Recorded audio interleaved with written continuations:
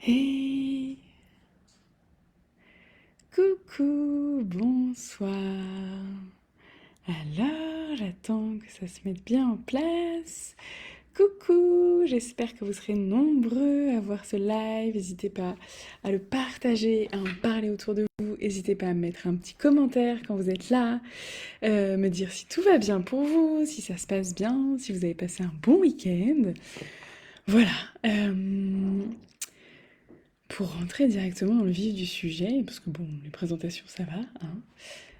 Aujourd'hui j'avais envie de vous parler d'un sujet qui revient souvent. C'est le fait que parfois dans le couple, on n'est pas toujours d'accord. Et on n'est pas forcément toujours d'accord en termes d'éducation, de parentalité. Puis parfois on est d'accord, mais on n'arrive pas tous, chacun, à faire exactement comme on voudrait, notamment à rester calme, à rester patient, à rester à l'écoute.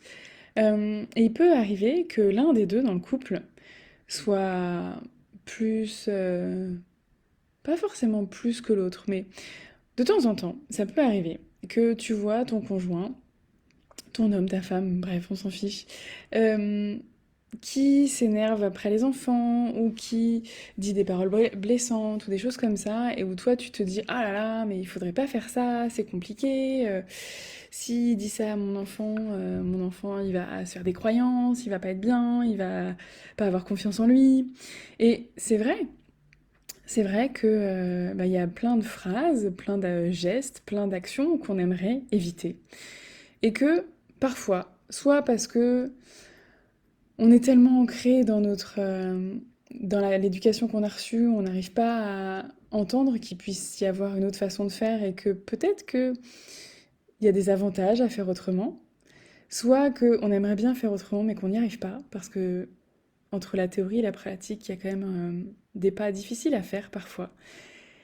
Et déjà, c'est d'accepter qu'on n'en est pas tous au même niveau, qu'on n'est pas tous au même niveau de compréhension. Ok. Mais ça, c'est pas tous les jours facile. Et plus tu essayes de faire changer l'autre, de lui dire quoi faire, plus ça génère de l'opposition, des tensions, puis ça génère des tensions dans le couple. Donc, ok, on est bien avec ça. La seule chose qu'on peut faire, parce que c'est pas dans notre contrôle de gérer ce qui se passe pour l'autre, de gérer ce que dit l'autre, de... On peut pas en fait contrôler ce que dit, ce que fait l'autre parent. Et au-delà de ça, même si on en venait à se disputer très fort à cause de l'éducation et à se séparer, pour des raisons diverses et variées, mais ça réglerait pas le problème pour autant. Parce que quand bien même on se séparerait en tant que parents, on reste les parents de nos enfants. Et donc, même si t'es pas d'accord avec le papa ou la maman de tes enfants, quoi que tu fasses, ce sera toujours leur papa ou leur maman. Et tu pourras jamais changer ça. Donc il va falloir faire avec. Et voir qu'est-ce qui est toi en ton pouvoir. Et comment tu peux déjà mieux vivre toi les choses et comment tu peux accompagner ton enfant là-dedans. Et ce qui est chouette là-dedans, c'est que déjà, plus toi tu fais des progrès sur ta parentalité, plus tu avances sur ton chemin, sur la façon dont tu prends soin de toi, sur ce que tu comprends, si tu partages tes réflexions avec l'autre parent, mais forcément, ça le fait réfléchir aussi. Et c'est beaucoup plus efficace quand tu parles de toi, de tes propres réflexions, que si tu lui poses les questions et que tu essayes de l'obliger à réfléchir comme ça, à se poser ces questions pour lui ou pour elle. Et donc, premier point déjà, plus tu travailles sur toi, et plus ça va impacter sur l'autre. Ensuite, il y a quand même quelque chose d'extraordinaire, c'est que déjà, tu as ta part à toi. Et que si déjà ta part à toi, elle s'améliore de jour en jour, c'est déjà un changement extraordinaire pour ton enfant, c'est déjà un cadeau extraordinaire pour ton enfant. C'est sûr que dans un monde idéal, et c'est intéressant parce que ce serait pas si idéal que ça justement, dans un monde idéal, on aurait tous des parents hyper à l'écoute, hyper sympas, qui nous valorisent, qui nous poussent à nous dépasser, qui voient à la fois, qui sont à la fois capables de nous soutenir en cas de difficulté, en même temps de nous montrer, comment on peut faire mieux, comment on peut progresser. Donc ça, ce serait top si on avait tous des parents hyper bienveillants, hyper à l'écoute. Et en même temps, peut-être pas tant que ça, parce que si on avait des parents parfaits, ce serait dur quand même. Déjà, ça, quand on a des difficultés en tant que parent, ça montre à nos enfants en fait que tout le monde est faillible, tout le monde peut faire des erreurs. Ça montre aussi à nos enfants comment on réagit quand on fait des erreurs. Donc, si tu me suis depuis un moment, tu le sais que pour moi, c'est important que la culpabilité ne devienne pas lourde, pesante et t'empêche d'avancer. Et pour ça, c'est vraiment de développer ce regard bienveillant envers toi-même, de te dire que les jours où tu craques, les jours où tu t'énerves sur tes enfants, les jours où tu dis des mots que t'aimerais pas dire, c'est une occasion pour apprendre pour toi, pour apprendre pour tes enfants et pour grandir ensemble. Comment toi, tu peux te dire, ok, là, j'ai pas réagi comme je voulais, je vais aller travailler là-dessus, je vais aller essayer de comprendre pourquoi j'ai réagi comme ça, voir qu'est-ce que je peux mettre en place pour aller m'excuser auprès des enfants, aller en discuter avec eux, voir qu'est-ce qui est de leur part aussi, parce que c'est bien beau, on est... Oui, en tant que parent, bah, quand on fait des erreurs, quand on s'énerve, on peut dire, écoute, je suis désolée, je voulais pas me mettre à crier comme ça, j'ai surréagi parce que, voilà, j'étais fatiguée, ou c'était trop pour moi, ou c'est quelque chose qui est très difficile pour moi.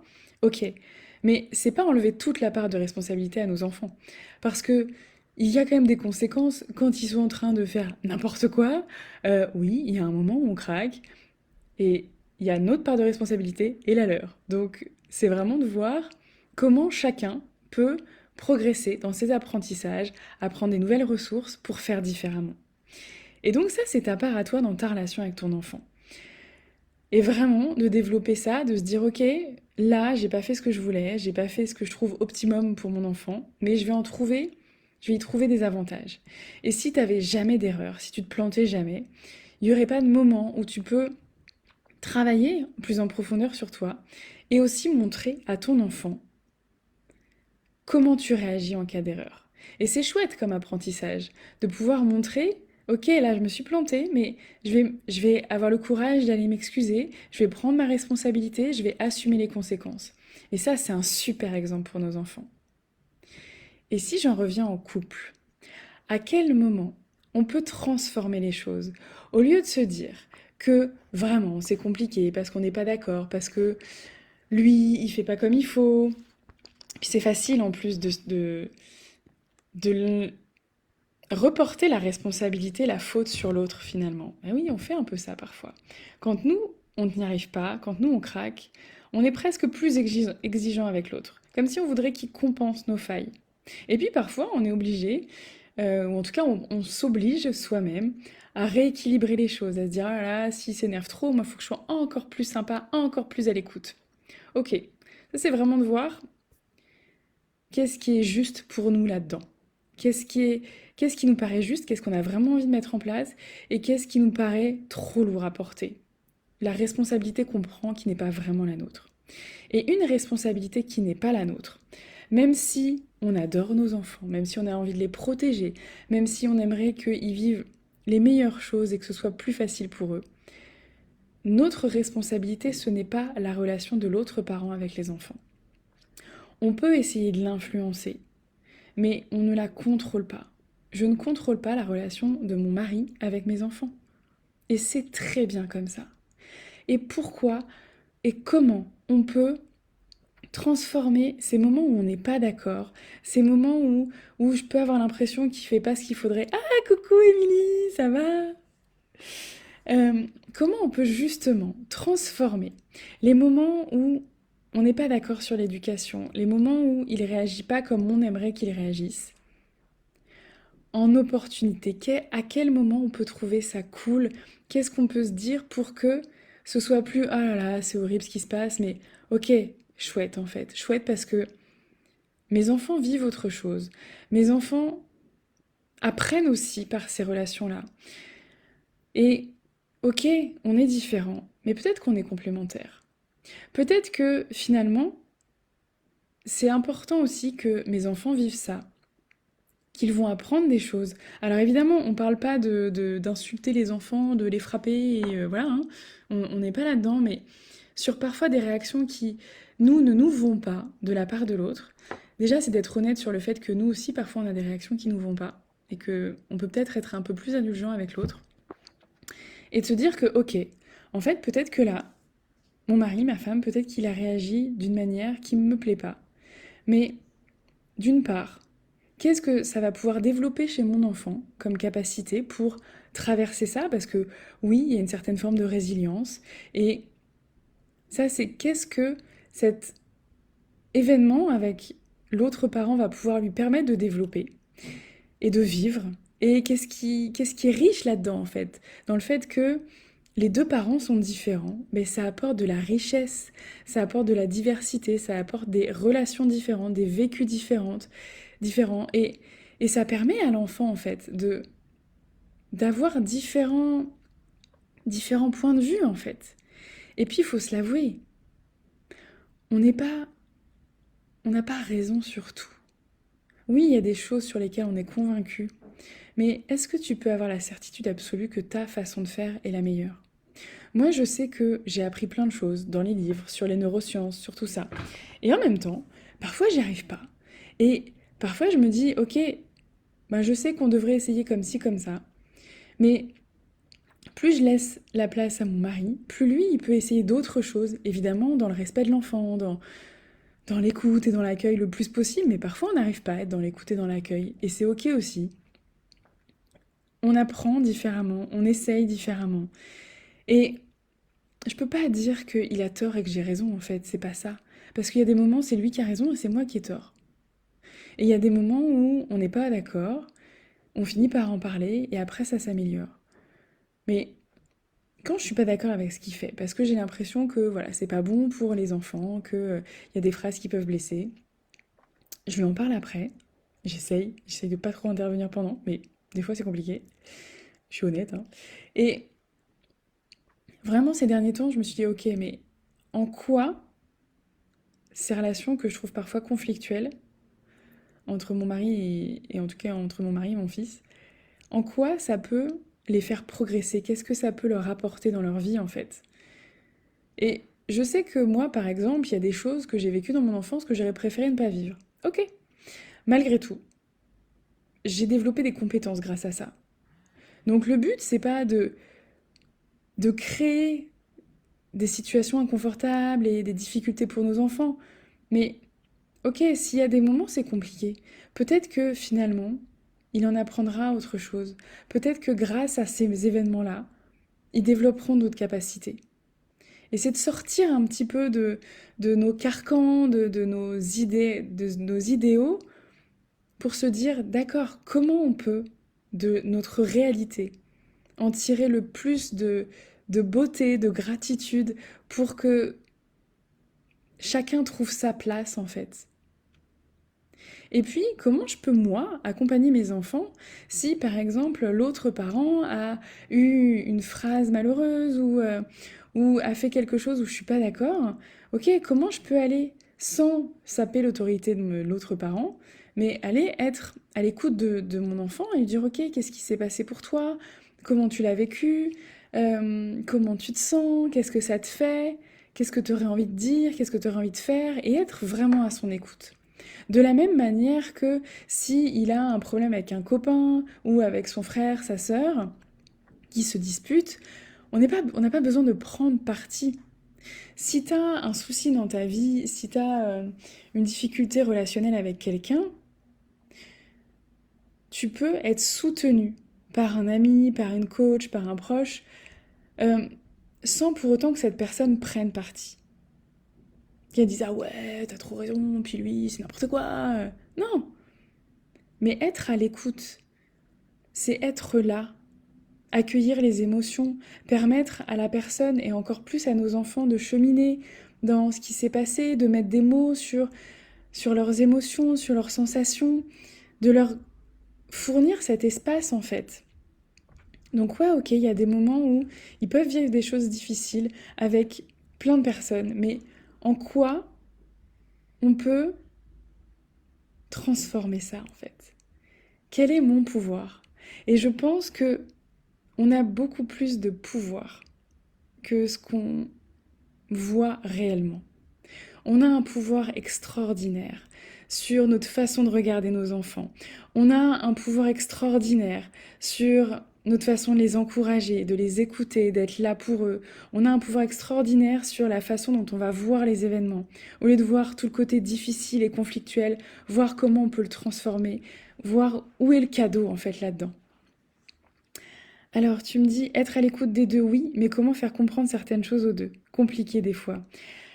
Oui, parce que tant que tu essayes de faire passer, tant que tu essayes de convaincre en fait, t'es pas dans l'écoute. Et ce qui est compliqué, c'est ça, c'est que avant que l'autre puisse entendre ton point de vue, puisse entendre ton avis, et puis il faut aussi être humble que parfois on n'a pas la bonne réponse, et que parfois notre avis n'est pas forcément si important que ça.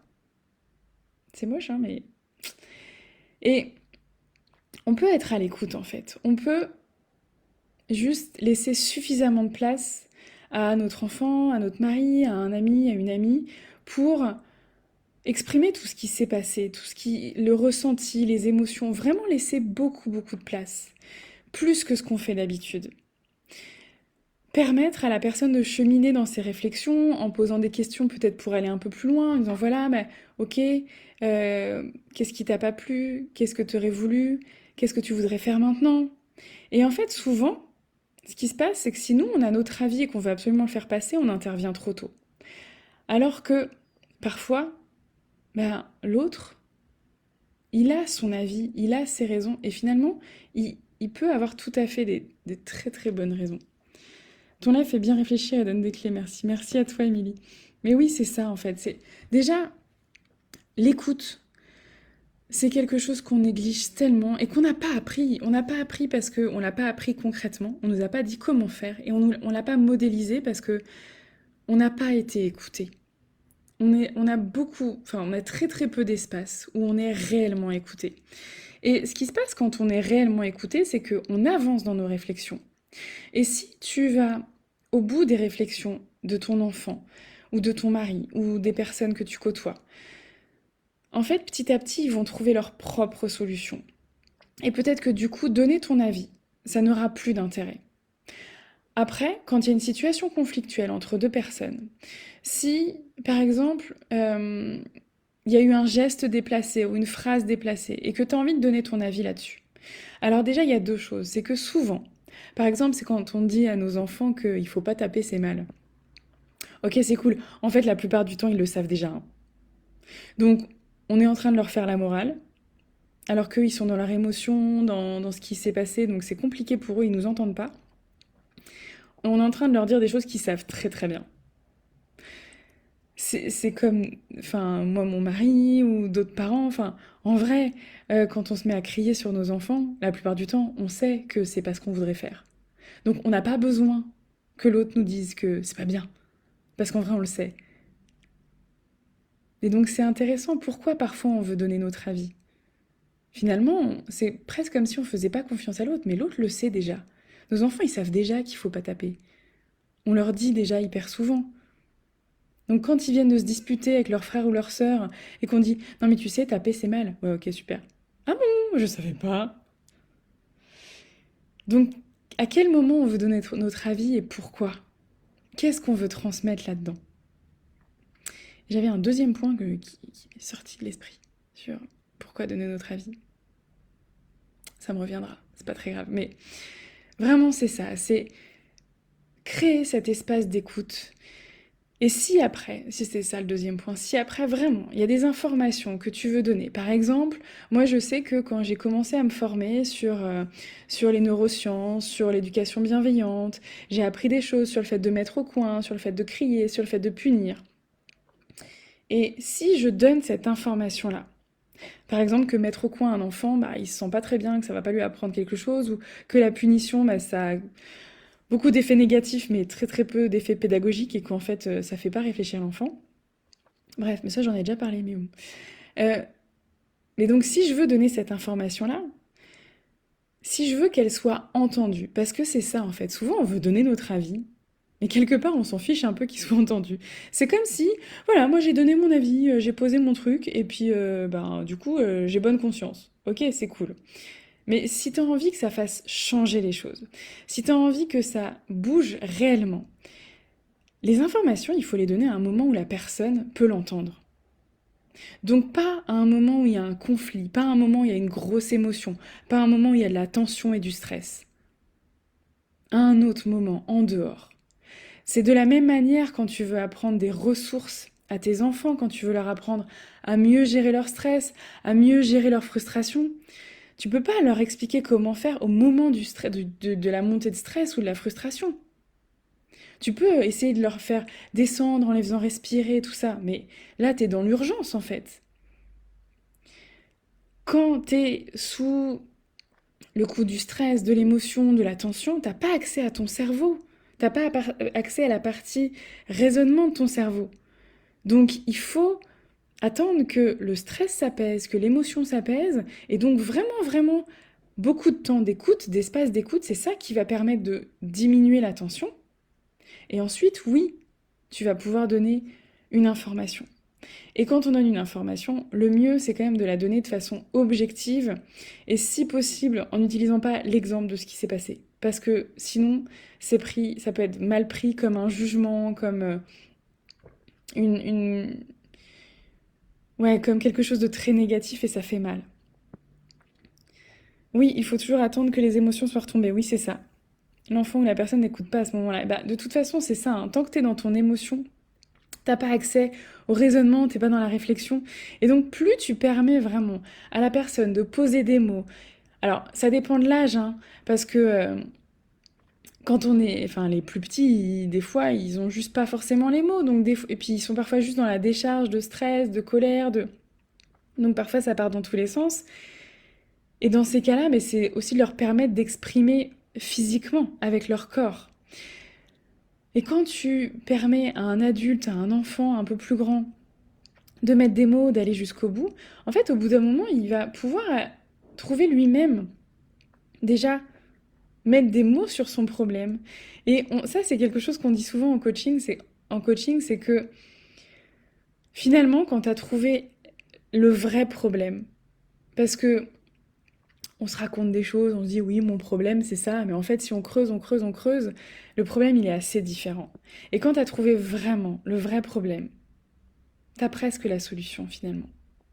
Donc quand tu écoutes tes enfants, quand tu écoutes ton mari, ta femme, un ami, une amie, plus tu lui permets de cheminer et plus tu lui permets d'avoir accès à ses propres ressources et à ses propres solutions. Et c'est vraiment ça qui va faire la différence sur du long terme, parce que ce qu'on veut pour nos enfants, c'est qu'ils soient autonomes et qu'ils puissent faire ça quand on sera plus là. Donc ok, c'est cool d'être là à côté d'eux, de leur faire un câlin et tout ça, et c'est génial, ils en ont besoin, ça remplit leur réservoir, ça les construit, c'est génial. Mais est-ce qu'on n'a pas envie d'aller au-delà de ça, au-delà de ce moment-là, et de leur permettre d'être autonomes après? C'est exactement la même chose que je fais dans le programme Nouveau Regard. C'est, ok, pendant les premiers temps, ça va être vraiment de reprendre des forces, de se poser, de diminuer le stress, de s'apaiser, et après de voir comment on peut devenir autonome là-dedans. Qu'est-ce que, en tant qu'adulte, je peux prendre l'habitude de mettre en place pour que, après, ça, j'y arrive toute seule, en fait. Il y a un moment où t'es sous l'eau, ça déborde, t'en peux plus, t'as la tête dans le guidon, tu craques, tu sais plus quoi faire, t'as plus accès à ton cerveau. Ok, t'as besoin de décharger avec quelqu'un, t'as besoin de d'avoir cet espace d'écoute, cet espace d'accueil. T'as besoin parfois d'avoir des informations. Et après, t'as besoin de les mettre en place toute seule. T'as besoin de créer tes propres solutions, tes propres ressources pour que ça dure sur du long terme. Et c'est là qu'il y a une vraie évolution, une vraie transformation. C'est là que le papillon, il s'envole et que ça devient magnifique. Voilà, mais donc tout ça pour dire que dans tous ces aspects où on se sent si différent, où on a l'impression qu'il y a trop de conflits, trop de divergences dans nos modes éducatifs, et c'est pareil avec l'école, hein. Parfois, on se dit, ouais, mais nous, à la maison, ils ont pas trop... Enfin, on les éduque comme ci, comme ça, comment ça va se passer à l'école? Ok, c'est sûr que l'idéal, ce serait qu'à l'école, qu'il y aurait plus d'accueil, qu'il y ait plus d'accueil, qu'il y ait moins de punitions, parce que moi, je vois à l'école de mes enfants, il y a quand même pas mal de punitions, pas mal de cris, et ça me hérisse le poil, ça m'énerve.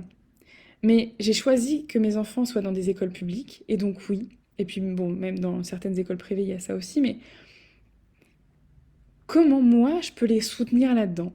Et comment je peux faire en sorte que ils se sentent suffisamment à l'aise, suffisamment confiants pour que même quand il y a des punitions, des violences éducatives ordinaires à l'école, bah ça se passe bien pour eux et que ça les blesse pas trop en fait.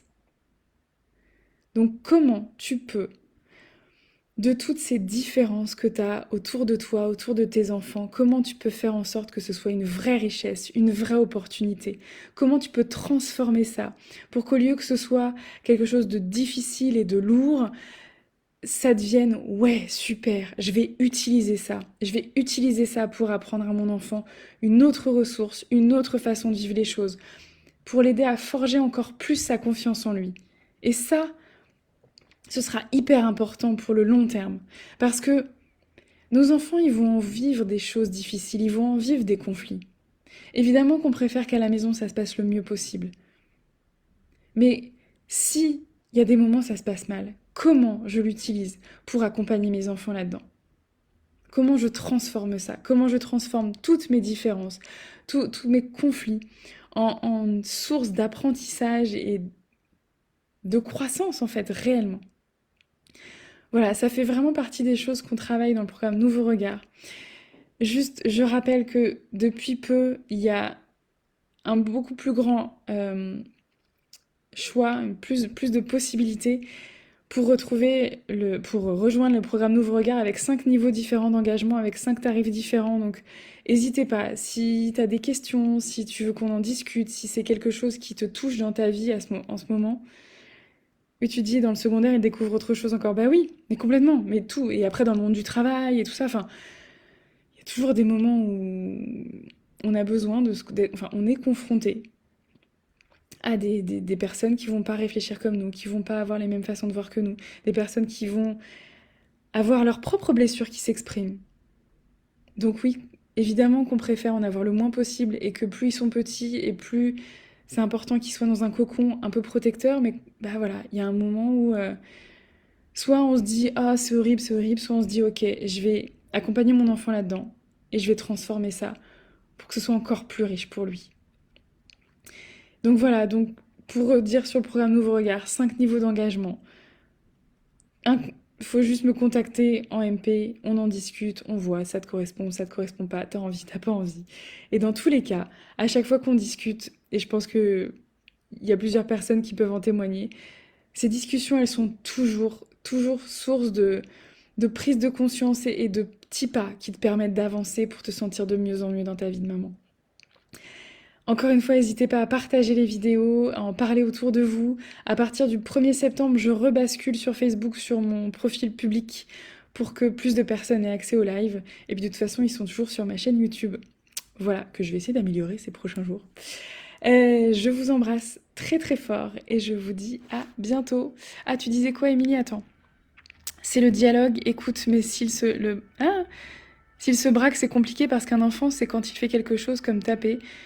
Mais nous aussi, nous savons qu'après cela, leur crier dessus, cela servira à rien. Exactement, mais en fait, oui. C'est-à-dire que, oui, les enfants, ils peuvent se braquer, les maris, ils peuvent se braquer. Et est-ce que j'ai des livres pour enfants? Oui, mais alors attends, si tu veux des livres pour enfants, faut que tu me demandes un peu plus quel thème tu veux. Parce qu'en fait, j'ai une bibliothèque assez... bah, tu vois, derrière moi, il y a des livres pour adultes, mais il y a aussi beaucoup de livres pour enfants, donc oui, il y en a plein. Et donc oui, nos maris peuvent se braquer, nos enfants peuvent se braquer.